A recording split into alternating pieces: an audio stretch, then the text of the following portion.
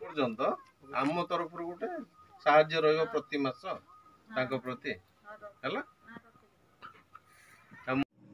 कर्कट रोग पीड़ित थाई मृत्युवरण करिथिबा मार शुद्धिक्रिया निमंते भिक्षावृत्ति करुथिबार खबर पाई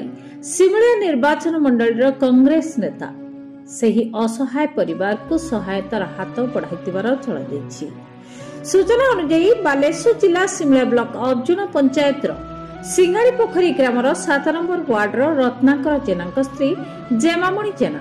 दीर्घ 8 मास धरी कर्कट रोग पीड़ित थाई 5 दिन तले मृत्युवरण करिसेंती। मूल मजूरी लगी परिवार चलुवा रत्नाकर परिवार दिव्यांग पुओ समेत 3टी झियो थिबा बेले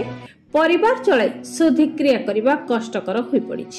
तेणु बाध्य होई परिवार दिव्यांग पुओ और झियो मार शुद्धिक्रिया निमंते घर को घर बुली भिक्षा मागिबार खबर प्रसारित होइथिला।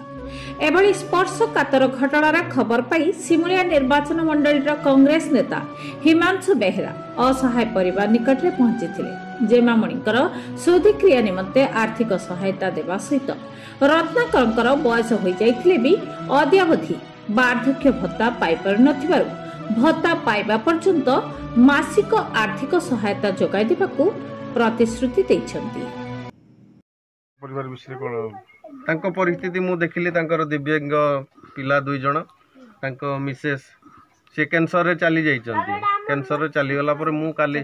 न्यूज रे देखिली हमर देखिला पर मु देखिली को परिस्थिति रे से माने कोन माने वर्तमान से माने भिक मागुचन्ती जोटा कि तांकर शुद्धि काम करिया पय मते बहुत कष्ट लागिला। मु सेहिति पय तांको पाकू दौड़ी के आछे तांकर शुद्धि काम पय मु मो तरफ मोर जा स्वल्प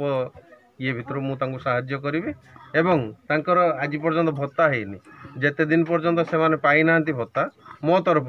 गोटे छोटिया अमाउंट तांको पाकू भत्ता पाइबा पर्यंत आछियो प्रति शांतिलता जो मरिले किए हेबे तमरो कोन टांगा ना जेमामणि जेना कोन हेतिला कैंसर को केमती कोन परिवार आपनकर टी कहले भाई गोटे भौणी 3 भौणी बापा ठीक है केमती कोन चलुचंती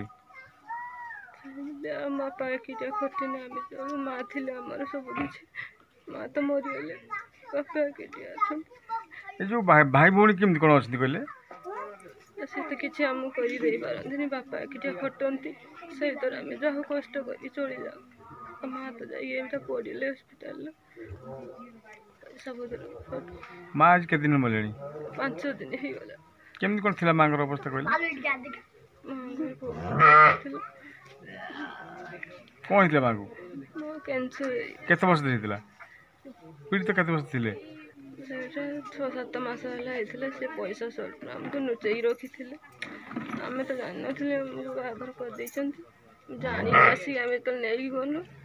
1.5 मास पर डेट करे से हमको साहाय्य मिल हमें केमिति कर्म मांगर करिमु भाई भौणी केमिति भल टिके खाई के रही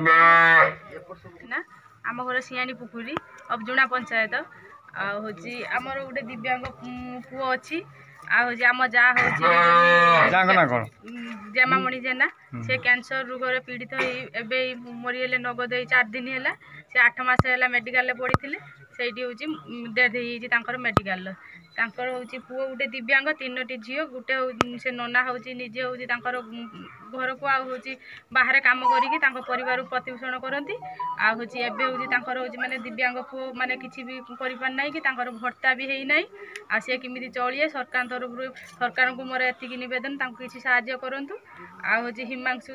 हिमांशु बेहेरा हूँ आसते हूँ आम कांग्रेस प्रार्थी सी किसी साहाय्य कर भत्ता करदे सी प्रति मास किसी देवे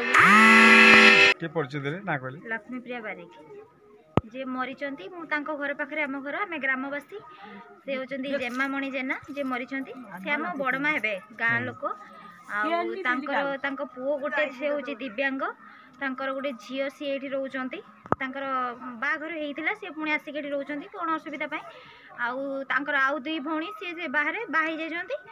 आउ तांकर चलिया पई बहुत कष्ट माने भिक मागी खाइबा परिस्थिति तांकर किछि भी नाही